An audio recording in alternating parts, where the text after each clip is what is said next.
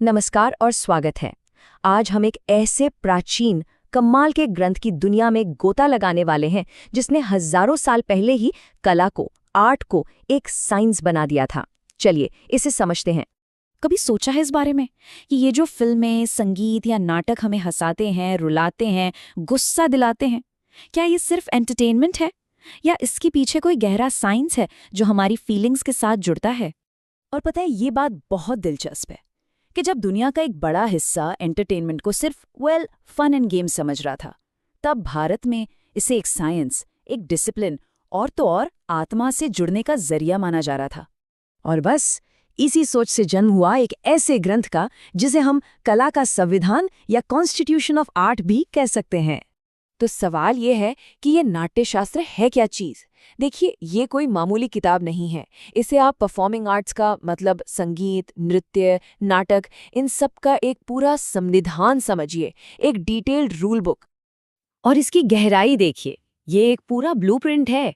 इसमें सब कुछ है कि संगीत कैसे गाया जाना चाहिए, डांस कैसे परफॉर्म करना है, एक्टिंग कैसे की जाए और सबसे ज़रूरी कि कोई भी इमोशन, कोई भी भावना ऑडियंस तक सही तरीके से कैसे पहुंचाई जाए।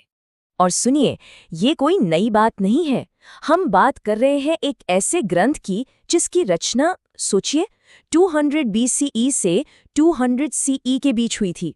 मतलब ये जो ज्ञान है, ये 2000 साल से भी ज्यादा पुराना है। तो आखिर किसने रचा ये अद्भुत ग्रंथ? चलिए मिलते हैं इसके महान रचयिता से।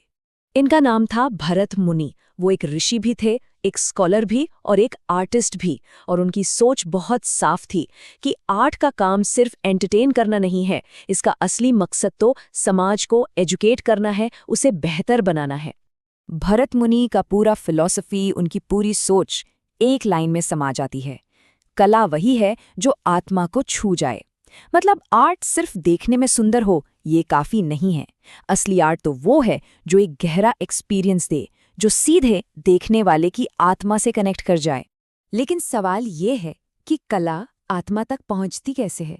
भरत मुनि ने इसका भी एक पूरा साइंस तैयार किया और यहीं नाट्यशास्त्र का सबसे रेवोल्यूशनरी आइडिया सामने आता है, जिसे कहते हैं रस सिद्धांत, द थ्योरी ऑफ इमोशंस। तो भरत मुनि ने 9 बेसिक इमोशंस या कहें रस को आइडेंटिफाई किया, जैसे श्रृंगार यानी प्यार, हास्य यानी हंसी, करुण मतलब दुख और रौद्र यानी गुस्सा। उनका थ्योरी ये था कि किसी भी आर्ट फॉर्म का, चाहे वो डांस हो या ड्रामा, उसका मेन गोल होता है ऑडियंस के अंदर इन 9 रसों में से किसी एक को जगाना। और ये सिर्फ एक फीलिंग नहीं है, ये एक कंप्लीट इमोशनल एक्सपीरियंस है जो कहानी, कैरेक्टर्स और माहौल के परफेक्ट कॉम्बिनेशन से पैदा होता है।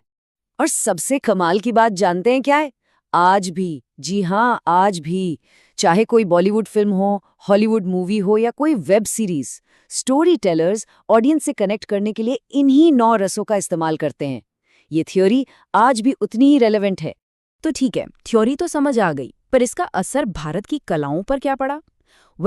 इसका असर बहुत बहुत ही गहरा और परमानेंट है। आप भारतीय शास्त्रीय संगीत की पूरी जर्नी को देखिए। इसकी जड़ें जाती हैं सामवेद के प्राचीन मंत्रों तक। फिर बीच में आता है नाट्यशास्त्र, जो एक पुल का काम करता है। इसने संगीत के पूरे ग्रामर को, मतलब स्वर, ताल और राग, इन सब को कोडिफाई किया, एक सिस्टम में बांधा। और इसी मजबूत नींव पर आज का हमारा पूरा क्लासिकल म्यूजिक खड़ा। और ये कहानी सिर्फ संगीत की नहीं है। भारत के जितने भी मेजर क्लासिकल डांस फॉर्म्स हैं, भरतनाट्यम, कथकली, ओडिसी, कुचिपुड़ी, इन सब की जड़ें, इन सब की टेक्निक नाट्यशास्त्र में ही है। और ये सिर्फ कोई जनरल गाइडलाइंस नहीं थी। नहीं, इसमें हर एक चीज को, हाथ के हर एक इशारे को, जिसे मुद्रा कहते हैं, आंखों के हर एक्सप्रेशन को और शरीर की हर मूवमेंट को एकदम प्रिसाइसली डिफाइन किया गया था। ये आर्ट के पीछे का प्योर साइंस था, कुछ भी चांस पर नहीं छोड़ा गया। अच्छा, अब जरा दायरा बढ़ा करते हैं।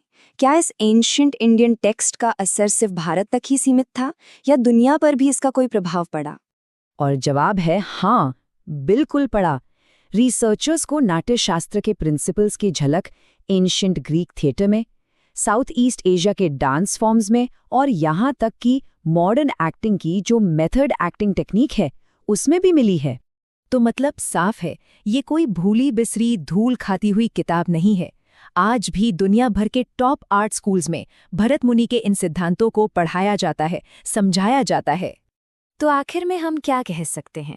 यही कि नाट्यशास्त्र सिर्फ इतिहास का एक चैप्टर नहीं है, ये एक लिविंग ट्रेडिशन है, एक जीती जागती परंपरा जो आज भी हमारे हर गाने में, हर डांस में और हर एक्टिंग में सांस ले रही है। और ये हमें एक बहुत पावरफुल थॉट के साथ छोड़ जाता है कि भारत ने सिर्फ कमाल की आर्ट बनाई ही नहीं, बल्कि आर्ट के पीछे के साइंस को समझकर उसे एक सिस्टम में ढालकर दुनिया को सिखाया भी। सोचने वाली बात है ना?